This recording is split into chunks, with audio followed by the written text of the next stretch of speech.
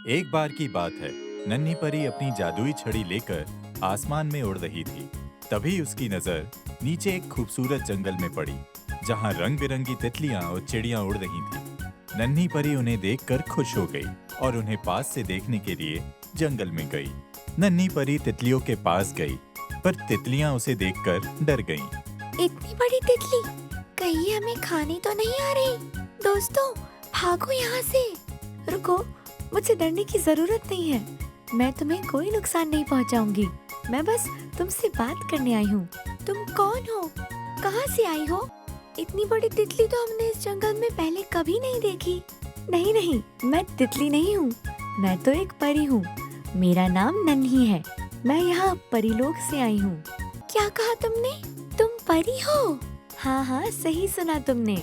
मैंने सुना है परियों के पास जादुई छड़ी भी होती है। तभी नन्ही परी की नजर जमीन पर पड़ी एक सुंदर सी तितली पर पड़ी, जो उड़ नहीं पा रही थी। नन्ही परी उसके पास गई। तुम्हें क्या हुआ तितली रानी? तुम उड़ क्यों नहीं रही? क्योंकि मेरा एक पंख टूट गया है। अब एक पंख से भला मैं कैसे उड़ूं?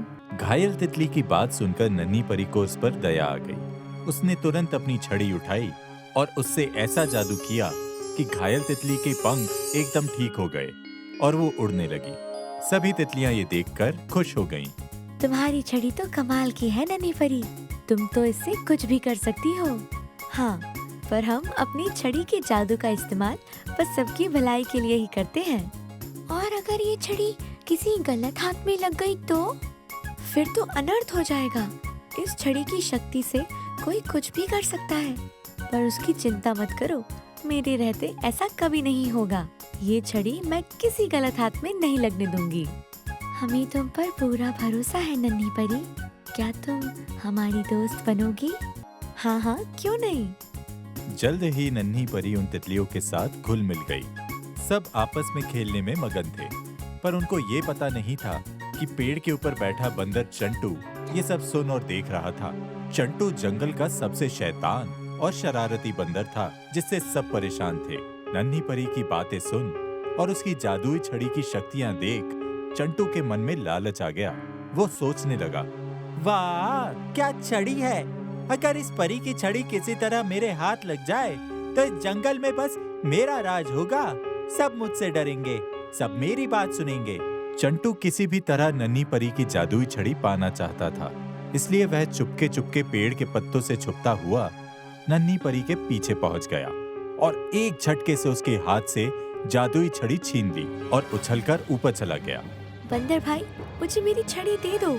मैं तुमसे विनती करती हूँ। कभी नहीं, इस छड़ी के जादू से तो मैं पूरे जंगल में राज करूंगा। मैं ऐसा कभी नहीं होने दूंगी। नन्ही परी चंटू के हाथ से अपनी जादुई छड़ी वापस लेने उड़ते हुए उसकी तरफ बढ़ी, पर तभी चंटू ने नन्ही की छड़ी हवा में घुमाई, जिससे एक रोशनी की किरण निकलकर नन्ही के पंखों से टकराई और देखते ही देखते छड़ी के जादू से नन्ही परी के पंख ही गायब हो गए। इससे पहले कि नन्ही कुछ कर पाती, वो बिना पंख के नीचे गिर गई। ओह, मेरे पंख! चंटू, तुम बहुत गलत कर रहे हो। अच्छा, अब तुम मुझे सिखाओगी?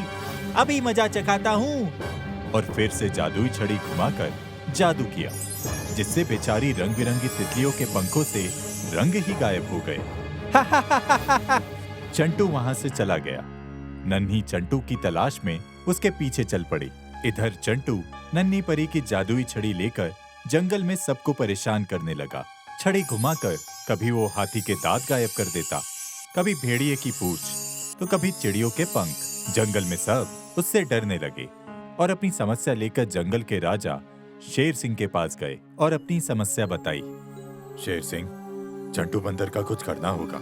चंटू के पास इतनी शक्तियां कहां से आ गई? उसके पास एक जादुई छड़ी है, जिससे वो बहुत ही ताकतवर हो गया है। तभी चंटू वहां आ जाता है और शेर सिंह को ललकारता है। शेर सिंह, आज से इस जंगल का राजा मैं हूँ, तुम नहीं। एक बंदर होकर तुम्हारी इतनी हिम्मत कि शेर सिंह को धमकी दे रहे हो, तुम्हें इसकी सजा अभी मिलेगी। शेर सिंह ने जैसे ही चंटू पर वार करने के लिए छलांग लगाई, चंटू ने जादुई छड़ी घुमाकर शेर सिंह को पत्थर का बना दिया। ये देख सब चंटू से डर गए। देख लिया, मेरी बात नहीं मानने का नतीजा जो भी मेरे खिलाफ जाएगा उसका यही हाल होगा। आज से इस जंगल में मेरा राज चलेगा। बोलो चंटू महाराज की जय हो, जय हो। तभी नन्ही परी चंटू को खोजते हुए वहां आ गई और चंटू के हाथ में छड़ी देखकर बोली, चंटू, तुम मेरी छड़ी की जादुई शक्तियों का गलत इस्तेमाल कर रहे हो। मैं तुम्हें आखिरी चेतावनी देती हूँ, मुझे मेरी छड़ी लौटा दो। कभी नहीं, अब ये मेरी छड़ी है। चंटू छड़ी घुमाकर नन्ही परी की तरफ करता है, पर नन्ही बहुत फुर्तीली थी। वह छड़ी के वार से बच तो गई, पर उसका पैर फिसल गया और वो सामने के कुएं के अंदर जा गिरी। चंटू यह देख कुएं के पास गया। अब क्या करोगी? अब मैं तुम्हारा हाल फिर शेर सिंह की तरह ही करूंगा। अगर छड़ी की रोशनी मेरे ऊपर लग गई तो मैं सच में पत्थर बन जाऊंगी। जल्दी कुछ करना होगा। इधर जैसे ही चंटू ने छड़ी घुमाकर जादुई रोशनी नन्ही परी की तरफ फेंकी, नन्ही बिना देर किए पानी के अंदर चली गई, जिससे रोशनी पानी से टकराकर वापस चंटू को ही लग गई और वो देखते ही देखते पत्थर का बन गया।